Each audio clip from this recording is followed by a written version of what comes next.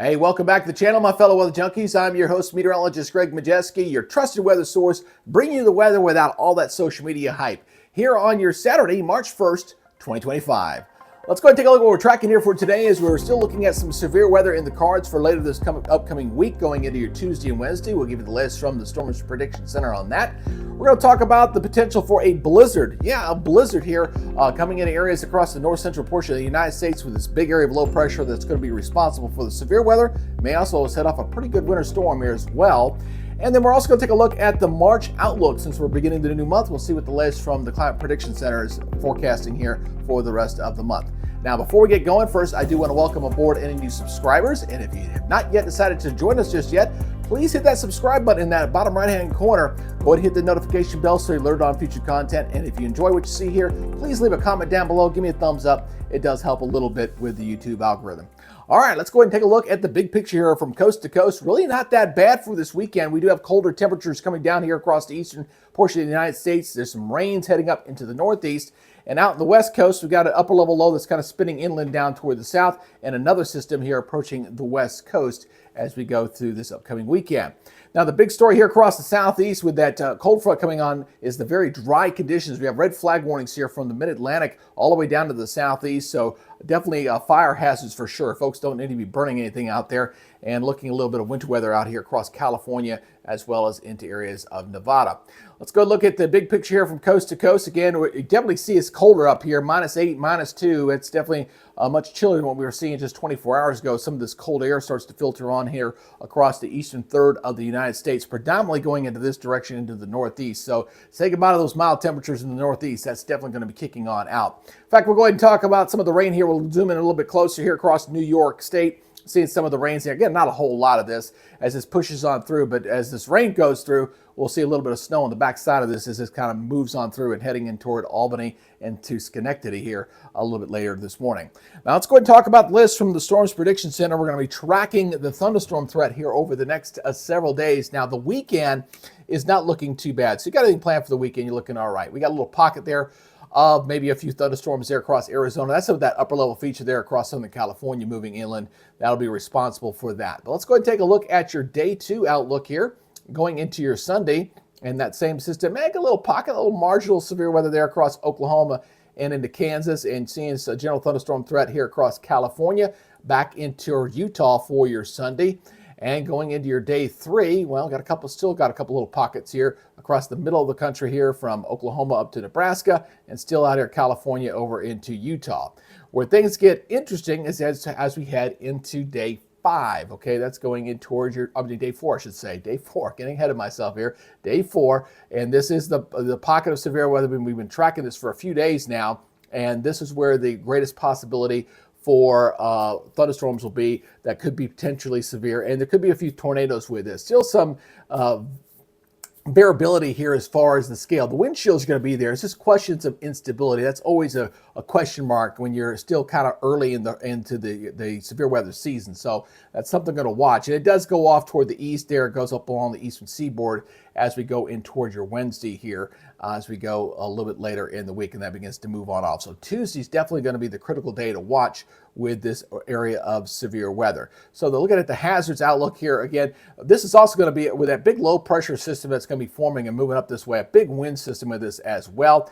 And I expect we might see something in here on the next update for potential heavy snow and or blizzard conditions in this area. I'm going to explain why here in just a second, why I think that's definitely in the cards with this next storm system. So let's go ahead and take a look at the latest as far as the forecast model is concerned. We're going to first start off by taking a look at the jet stream. All right, that's that everything kind of drives the weather here across the country. We definitely got the colder weather here. This is our upper level low that's currently coming in off the west coast right now, and it's this trough right here, this one, that's going to be driving in the severe weather risk as we go here later into the week. So again, watch that timestamp there in the upper right hand corner.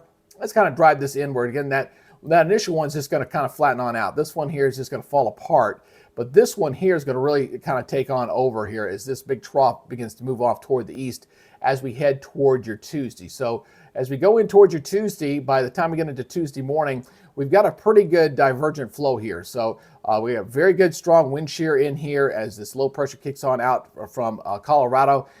And it's just a question of how much instability we're going to have to feed these potential thunderstorms, say around the Dallas area. That's where it probably will get fired off first, and then kind of move off toward the east, and then eventually turn into just a general squall line and push off toward the east as this low begins to lift up toward the north. Now, as this low begins to lift off here toward the north, it's going to be the cold side of this that needs to be watched for the potential for blizzard conditions, because the pressure is really going to drop off, and this is going to be a big wind machine with this. So I do believe we could be flirting with some blizzard conditions there across areas of, say, heading up toward Minnesota, Iowa, into Wisconsin as this begins to move off, depending on the exact track.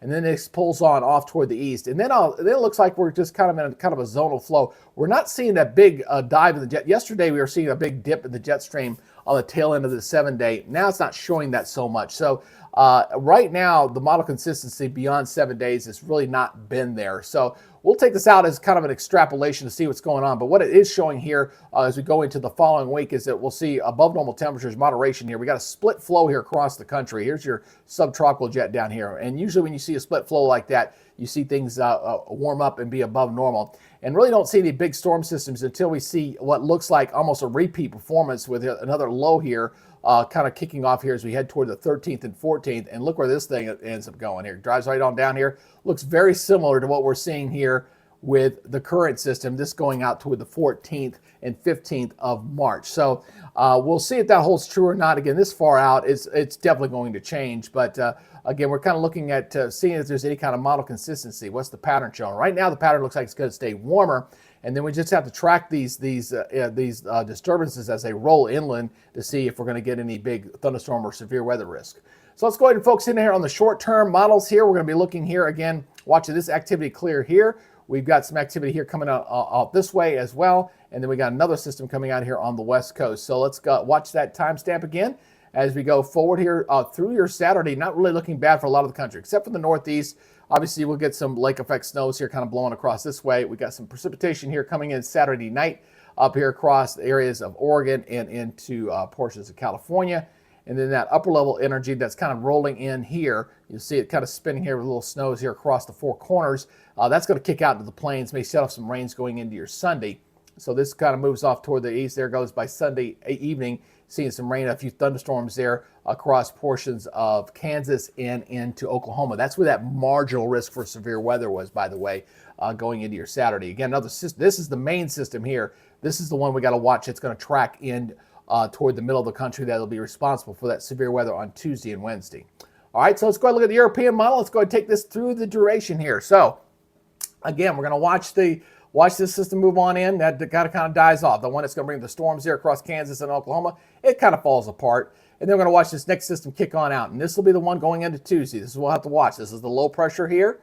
And this is the severe weather zone where we'll be watching closely going throughout the day on Tuesday. And as this thing gets cranked up, it really starts to drop. The pressure really drops off. It really drops up to about 982, 979, 980, 982. Look at the snow on the back part of this. Look at all these isobars in here. They're really packed in nice and tight. So very blustery conditions. We got some snow on this.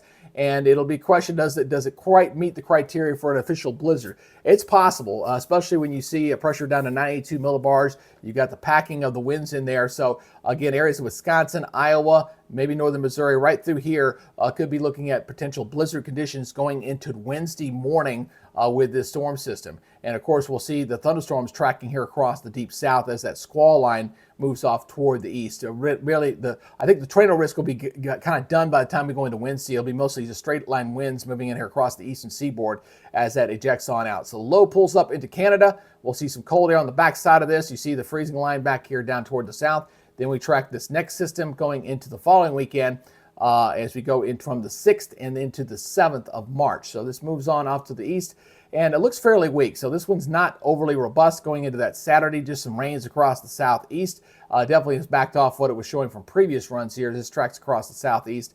And then we get to, again, that split flow. And look what happens here as you head toward the 10th. A lot of the country not looking bad. It definitely looks much milder here as the cold air is retreated out of the nation, kind of shallowed on out here.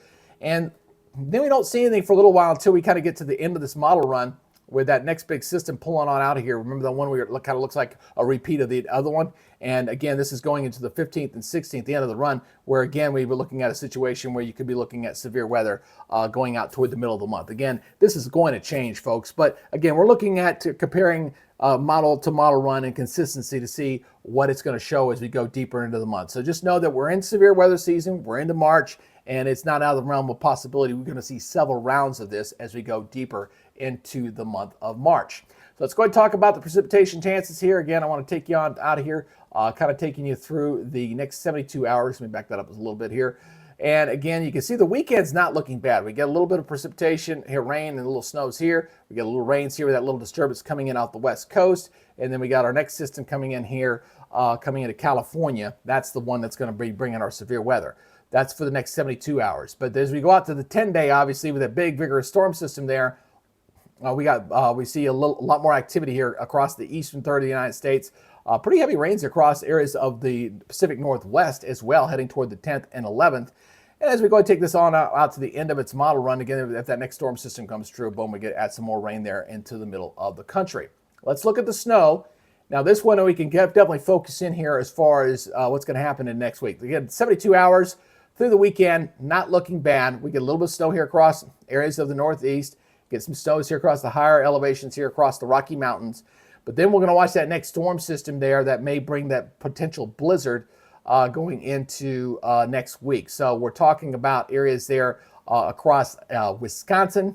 We're talking about back into Iowa, into this zone. It's not a ton of snow, but a pretty decent amount. In fact, we're going getting a little bit closer here.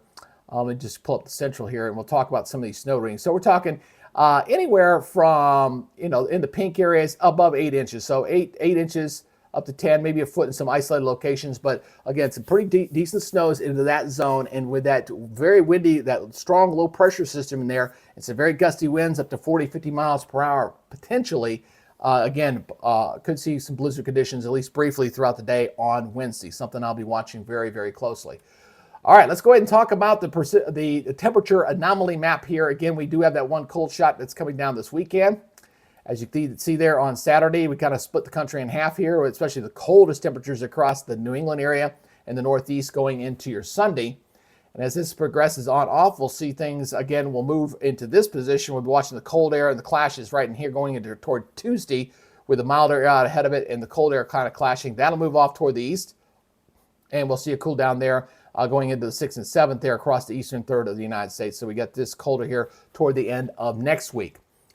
Then beyond that, it's kind of a question mark at this point because the model consistency beyond about 7 days has not really been there. But what it is showing is showing a pretty big warm up here going in toward the 10th. Remember, again, we're showing what looks like a split flow across the country. So we're going to warm things up as the cold air gets locked up into Canada. And then it looks like here toward the end of the run where it looks like the west areas start to cool off a little bit more.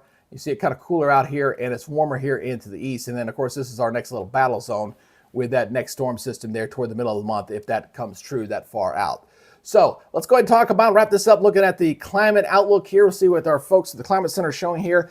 And this looks pretty reasonable here going out from the 6th to the 10th. And we got that cold shot coming in here, near normal, above normal here, and then cooler out on the west coast. And then we go on out from the 8th to the 14th, big warm up here in the east, colder here out into the west. So the models were kind of hinting at that and showing that toward the tail end. So this looks pretty accurate there. Now, as far as precipitation for that same period, kind of dry in the middle of the country, active here in the west, and a little bit active with some rains there across the southeast. And then going out the 8th to the 14th, we're looking at above normal here in the east, above normal in the west, kind of dry in the middle of the country. Now, how's the rest of the month of March looking? All right, let's go out a little bit further. Let's go 3 to 4 weeks out. So going out for the 15th to the 28th, big time warmth here in the east, colder here in the west. Kind of looks like the way it's looking at for the 2-week outlook, 10 to 14. So you can see it there. And then as far as precipitation, kind of dry here across the west, except out here in the Pacific Northwest and areas there across portions of the Ohio River Valley, looking at above normal precipitation there. So it looks like we're going to see things get warmer here in the east for the month of March. And outside of this big winter storm I see coming at us here, coming in toward this upcoming week going into Wednesday, that may be it for potential big winter storms. I don't know. We'll see. We'll see how it works out. Right now, that's the only real big one I see right now as far as the short term is concerned. And as we go deeper in the month of March, things get warmer. It's a little harder to get those kind of big snowstorms, but you never know. You remember the superstorm back in 1993? That was a mid-March storm with that one, so you can never say never. But for right now, that's what we're looking at right now. So again, if you'd like to join our weather family here, I'd like to give you a personal invitation. Please hit that subscribe button if you'd like to get the weather straight. There's so much misinformation out there, folks, and there's so much of a hype machine on everything out there. I try to keep an even keel here as best I can. Of course, I like to give a thumbnail teaser to kind of get you to come watch a little bit, but I do not go over the top, and I like to try to give it to you straight and kind of set your expectations of what you're going to see. One thing's for sure for this week, we got severe weather risk across the southeast. We're going to have a few tornadoes. Right now, I'm not expecting a super outbreak. We'll see what the short-term models do when we get closer. And I am looking at that potential pretty heavy winter storm potential there across the high plains. Again, we'll watch that one closely as we get closer to it as well. All right, that's y'all's update for now. Again, be good, stay safe, and we'll see you in the next update. Till then, you guys have a great weekend. Bye-bye.